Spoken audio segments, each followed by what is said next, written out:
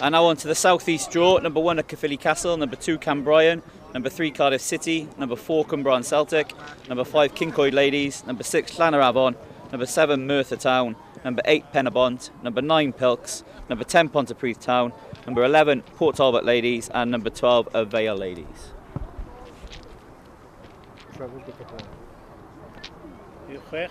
Llanarabon Ladies. Number 4. And that being Cwmbran Celtic.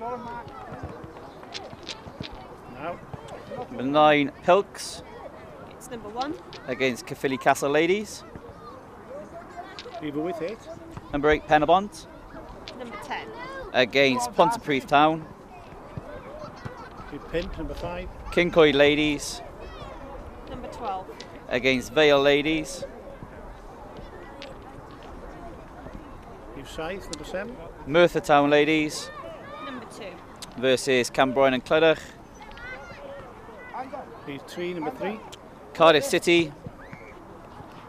11. Against Port Talbot Ladies. And the holders Cardiff Met and Swansea City, last year's runners-up, both get a bye. And that concludes round 1 of the Women's Cup draw.